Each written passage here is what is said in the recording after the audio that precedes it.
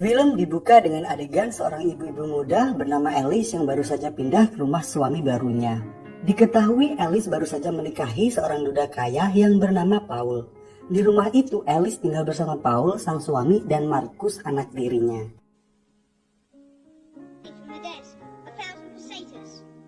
Saat Paul keluar negeri untuk kunjungan kerja, terlihat Alice sedang menyiapkan sarapan untuk Marcus, anak tirinya itu.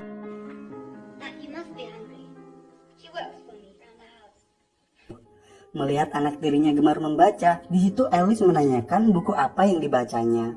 Dan ketika Marcus menunjukkan bukunya itu, seketika Alice pun terkaget yang ternyata buku yang dibaca anak tirinya itu adalah buku tutorial Phonology. Dengan tegas Alice mengatakan bahwa buku itu tak seharusnya dibaca untuk anak di bawah umur. Alih-alih mendengar ucapan ibu tirinya, Marcus malah menanyakan umur ibu tirinya itu. How old are you? Yes, I know. Paul's 42. Pada malam hari dengan telepon di tangannya, Alice langsung menghampiri Marcus yang pada saat itu sedang coklat di kamar mandinya. Alice memberitahu Marcus jika bapaknya ingin berbicara kepadanya. Hello? That goes without saying. Setelah percakapan Marcus dan sang bapak selesai, Marcus memberikan telepon itu kepada ibu tirinya, dikarenakan Paul ingin berbicara dengan Alice. Karena tak kuat menahan kemolekan tubuh ibu tirinya itu, tanpa diduga si bocil dajjal ini gunung kembar milik ibu tirinya. No, I must go. Hal itu tentu saja membuat Alice, sang ibu tiri, marah dan langsung pergi begitu saja.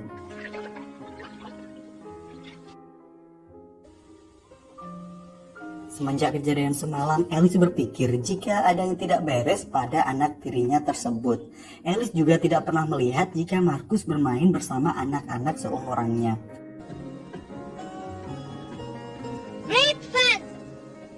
Singkat cerita, terlihat Alice dan Marcus sedang berada di bandara. Diketahui mereka sedang menjemput Paul yang baru saja pulang dari Perancis. Nadia? So. Sesampainya di rumah ketika Paul sedang mandi, terlihat Alice juga ada di sana. Tak tahan karena kemolekan tubuh istrinya, pada saat itu juga Paul menyantap lumpia hangat milik istrinya itu di bak mandi. Di tengah kebahagiaan Alice dan Paul, lagi-lagi Alice melihat sesuatu yang tidak beres di mata anak tirinya tersebut.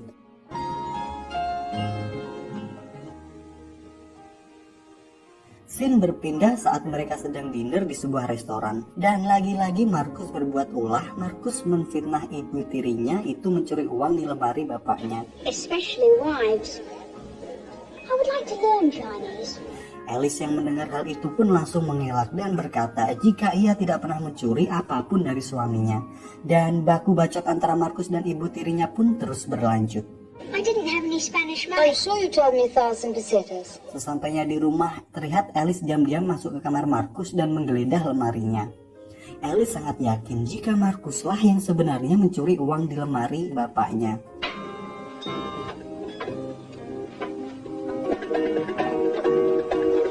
Bukannya menemukan uang, di sana Alice malah menemukan sobekan kertas dari sekolahan Marcus, yang ternyata isi dari surat tersebut adalah panggilan orang tua. Karena masih penasaran dengan surat panggilan tersebut, keesokan harinya Alice pun langsung bergegas untuk menemui kepala sekolah Marcus. Di sana kepala sekolah menjelaskan jika Marcus sudah dikeluarkan dari sekolahannya dikarenakan Marcus bertingkah aneh layaknya psikopat, dan bahkan Marcus suka membunuh kucing-kucing di area sekolahannya. Marcus destroyed it. Pada malam harinya, Alice diajak Paul untuk menghadiri pesta pernikahan temannya. Setelah sampai di acara tersebut, terlihat Alice sangat risih karena melihat semua orang sedang mabuk-mabukan. Tak lama kemudian, Alice menghampiri istri teman suaminya yang bernama Sophie. Diketahui Sophie adalah sahabat baik dari ibu kandungnya Marcus yang sudah meninggal. Dan di sana Sophie menjelaskan kepada Alice kronologi kematian ibu kandung Marcus.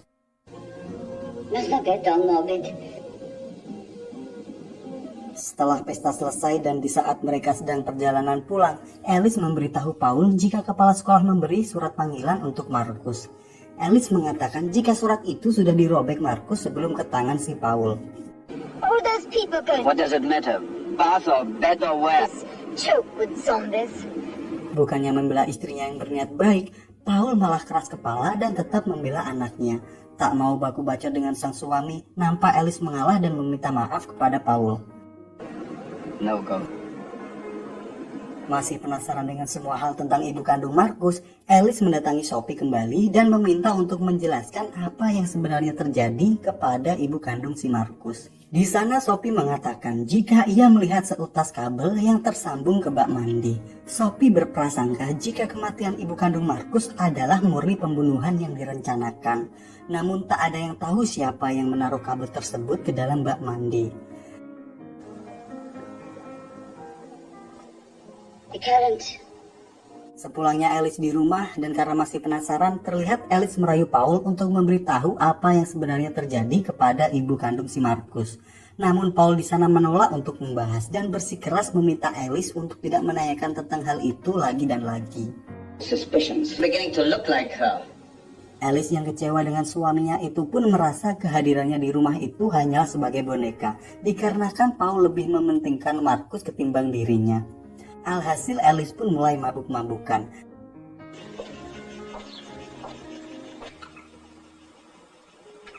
Dan pada akhirnya ketika Paul yang ingin dinas ke luar negeri ini hanya berpamitan kepada anaknya saja. Tentu saja hal tersebut membuat Alice semakin kecewa dengan Paul.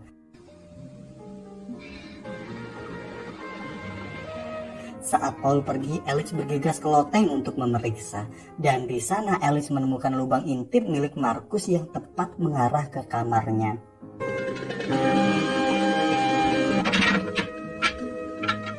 Saat itu juga Alice langsung menghampiri Markus dan meminta penjelasan tentang lubang intip tersebut. Alice juga menanyakan tentang kematian ibunya. Kali ini Alice sedikit tegas agar Markus mau menceritakan kepadanya. The spider Sarah too has a large trunk. Namun di sini Markus tak ingin menceritakannya secara cuma-cuma. Markus malah meminta ibu tirinya itu untuk membuka bajunya dan menunjukkan lumpia hangat miliknya. Lalu Markus baru akan menceritakan semuanya kepada Alice. He knew nothing. All lies. Setelah Alice menunjukkan lumpia hangatnya ke anak tirinya itu, Markus akhirnya mengatakan yang sebenarnya apa yang terjadi kepada ibu kandungnya. Di sana Markus mengakui jika ialah yang telah membunuh ibu kandungnya tersebut. Cats. Think. A dirty little school. Setelah Paul pulang ke rumah, Alice mengatakan jika Markuslah yang telah membunuh ibu kandungnya sendiri. Tak hanya itu, Alice juga menunjukkan lubang intip yang dibuat oleh Markus di atas loteng kamarnya. There. Covered with gauze. Namun setelah sampai di loteng, sialnya lubang intip itu sudah hilang. Lagi-lagi Paul semakin tidak percaya dengan istrinya itu. Fire. Into our room. Semenjak kejadian itu, Paul ingin mengirimkan Alice ke psikiater untuk dites kejiwaannya. Sesampainya di psikiater, Alice menjelaskan semuanya kepada psikolog itu.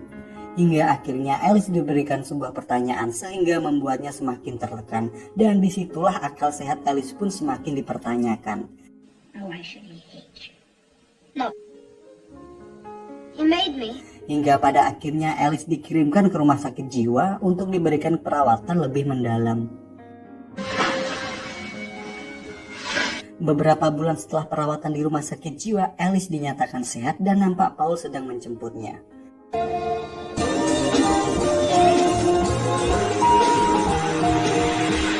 Terlihat Alice sudah berubah dan semakin akrab dengan Markus. Bahkan Alice mencium kening si anak tirinya tersebut. I'm glad I'm back. So.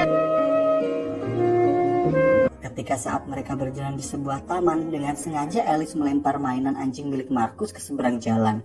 Saat Markus mengejar anjingnya, terlihat sebuah mobil yang melintas sangat kencang dan menabraknya. Alhasil Markus pun mondar tertabak mobil. Dan di akhir film ini Alice pun bisa hidup bahagia bersama suami barunya tanpa ada bayang-bayang anak tirinya itu. Dan film pun selesai.